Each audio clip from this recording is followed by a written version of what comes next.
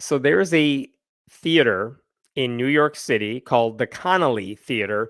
And the way I don't know exactly how Broadway works. I love theater. I love Broadway. But the way it works is if you want a show on Broadway, you kind of do all your practices at some small scale theater with an untested show. It's a new show. You don't know how it's going to go. So before rent out a theater for as long as you're going to rent it out for, you kind of get it all together somewhere else. You do the rehearsals there, you practice it, you let people watch it, and let's see if it's popular. And if it is, maybe people invest in that show and take it to Broadway where a lot more people can see it. And so there's this theater called the Connelly Theater in New York City in the East Village, which was like the site of a lot of shows that went on to have very successful runs on Broadway or London's West End. And what's weird and interesting about this theater is that, and here's the website for the Connelly Theater, this entire place is located in a building that is owned by the Roman Catholic Archdiocese of New York City.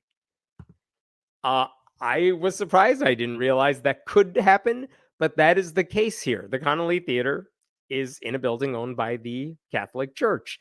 And so part of me was wondering, like, what are the rules in play here?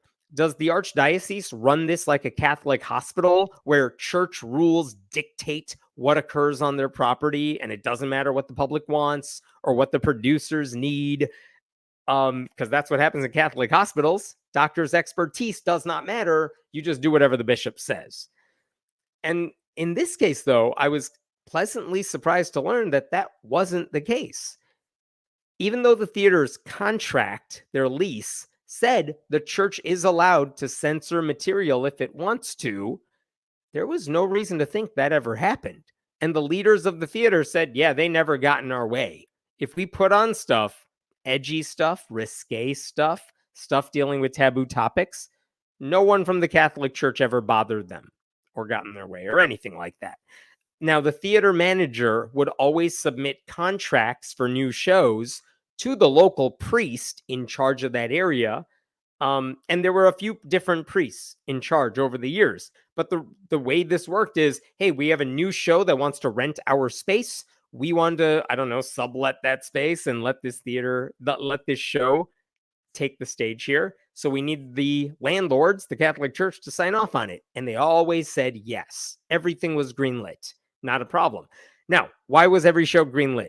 Is it because the priests just were not paying any attention? Or did they not care? Or were they aware of everything that was happening? I don't know the answer to that, but everything was greenlit. And there's another reason they might have just said yes to every production, because some of those productions were popular and they boosted local businesses, which is good for the whole community.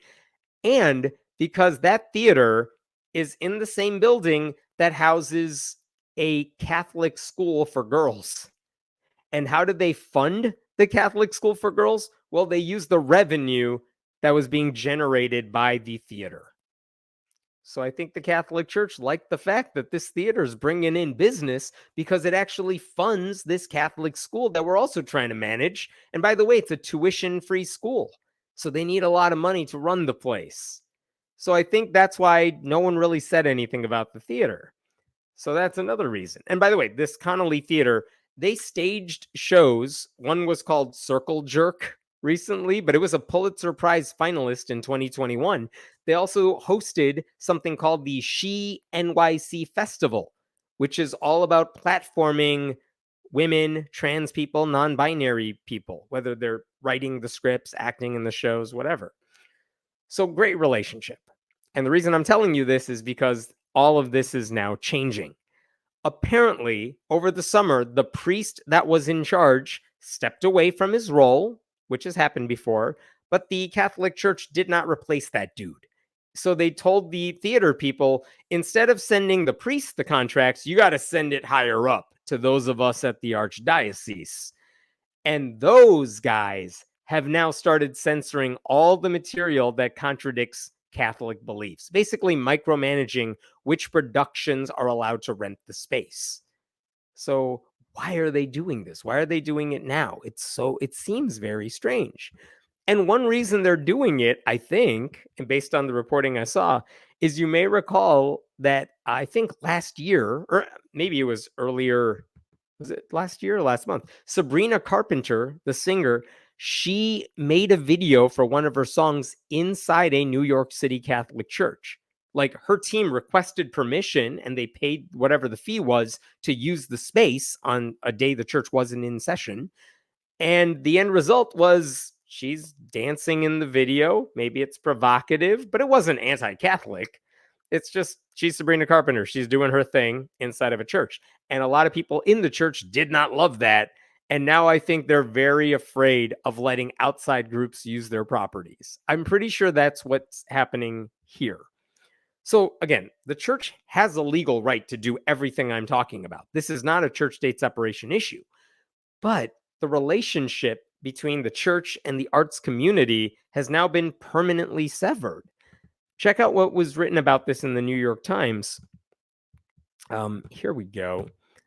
Lucas McMahon, a producer of the comedy show, said in an email that the Archdiocese had destroyed the viability of an important cultural institution and that it was a crushing loss to the off-Broadway and artistic community. I mentioned that She NYC Festival, which is for 8 years staged these plays by female, non-binary, and trans artists. They were told by the Archdiocese that it was, I'm sorry, not by the Archdiocese, but by like one of the theater people, that it was not likely that your festival is going to be approved by the Archdiocese, so you need to find a new space. So that sucks for them. And by the way, one other thing in this article, where did it go? Oh, right here. Check out this. I think this is important. Luxembourg, who at the time of his resignation was the theater's director as well as its general manager, said he was unwilling to continue in the job under the current circumstances. Remaining in this position now requires screening production proposals for any content that is objectionable to the Catholic Church. That puts me in the untenable position of becoming a censor rather than an advocate of artistic freedom. Tough situation for someone like that to be in. I respect the fact that he decided to resign rather than say no to all these decent productions that they were thinking about doing. The Archdiocese, they don't really have a defense here. Their defense is, well, we can do it, so we're just going to be dicks about it. This is what they told the New York Times, or at least this is in the New York Times article. The Archdiocese of New York did not acknowledge any changes in its approval process. It is the standard practice of the Archdiocese that nothing should take place on church-owned property that is contrary to the teaching of the church. That applies as well to plays, TV shows, or movies being shot, music videos being recorded, Sabrina, or other performances. And that is a statement that is ridiculous. This idea that we can't allow things on our property that are contrary to the teachings of the church, that's ridiculous because they acted a hell of a lot faster in shutting down the theater productions than they have ever done when it comes to responding to abusive priests. Like, what? Is molesting kids something they're okay with? Of course they would say it's not, but they just let that thing slide for decades. And I think it could even be argued that these shows, that the messages in all these productions centers around love and acceptance. Are those Catholic values or not? I mean, maybe they would be if the Vatican's bigotry didn't keep getting in the way. And I come from an arts background. I do a lot of theater stuff now. Like showing the humanity of LGBTQ people and vulnerable communities, even that does not necessarily contradict church teachings. You could do a play about a woman who needs to get an abortion. And I don't care how that hypothetical play turns out, putting on that show and getting people to think about these issues does not violate Catholic doctrine. Unless, I guess, they were doing live on stage abortions every day, which I think that would be a little difficult to pull off. But Broadway, you could do it.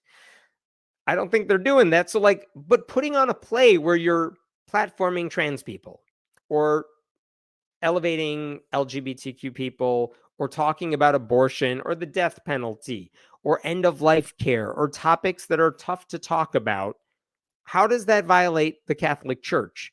Is talking about this stuff illegal to them? Or is it the act? Like the church goes out of its way to say, we don't hate gay people. We just don't think they should get married. And we think gay sex is gravely immoral. But they go out of their way. The Pope goes out of his way to say, I don't hate gay people. There's nothing wrong with gay people. Just stay celibate.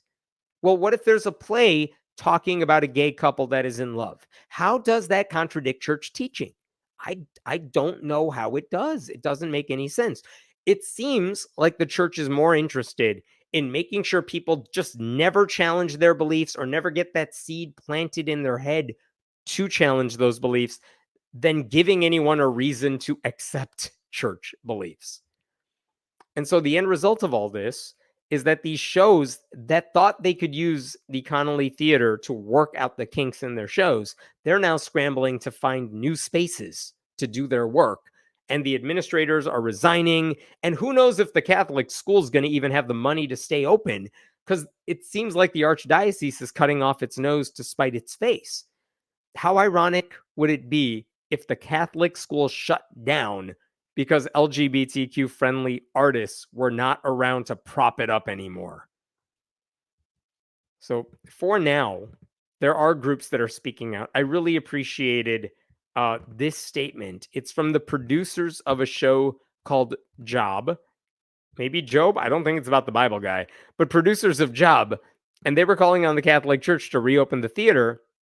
And they said they were shocked and disappointed that the Catholic Church shut down this theater. Simply put, Job would not be on Broadway without the Connelly Theater. And I love this passage here. Great theater is an exchange of ideas, an opportunity for audiences to develop empathy and understanding. The church undermines that quest for shared humanity with its decision. We call on the Archdiocese to reopen the Connelly so artists and audiences can once again gather and experience the transcendence of live theater. And in the meantime, we invite Cardinal Dolan, the conservative guy, to come to the Hayes Theater to see Job on Broadway. He can experience firsthand the powerful theater he is now turning his back on. And you may recall, I don't know how many of you remember this, early in the Trump presidency, Mike Pence went to Broadway to go watch Hamilton, and people booed. And the cast, and I'm sure there's video of this on YouTube somewhere, the cast basically had an open letter that they read out loud, I think at the end of the show, where they I don't know if Pence was even there anymore, but they said, look, we want you here. We want you seeing this show because we want you to understand who we are as actors and what theater represents and the humanity, kind of what this statement was saying, because maybe, Mike Pence, that will help you grow some humanity and empathy, right? I mentioned that other place, that She NYC Festival. This is what they posted on their website. We have been told that plays about gender, sexuality, and especially reproductive rights, with the church specifically calling out shows we've done in the past at the theater, will not be approved going forward and are considered not appropriate for the venue. This makes it impossible to produce the She NYC Festival at the Connelly in alignment with our mission and values. We're now in a tight spot, trying to find a new theater to house next year's festival, and it's likely to be way more expensive than what we've got the budget for, as we had a generous rate with the Connelly.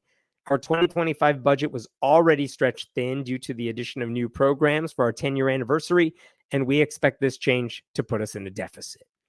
So, yay to the Catholic Church. They were able to destroy what? The ability for non-traditional artists to have their voices heard. I mean, the Archdiocese won't care because the arts help people develop empathy and compassion and tolerance. It elevates voices we don't always hear. It highlights problems with our society with the hope that maybe it'll inspire us to address them in the real world. You're more likely to find acts of love and mercy inside of a theater and on a stage than you ever would inside a conservative Catholic facility. You're not going to hear about that sort of love in a mass. And that's why I think the church, with all the wealth in the world, is basically doing what Jeff Bezos and Elon Musk have been doing with their power and wealth, which is to shut down the voices they don't want to hear because it just makes them uncomfortable. And I think that's a dumb reason to do it. It's unfortunate. But that looks like that there's no way out of this, and it doesn't look like the church is changing its mind on this anytime soon.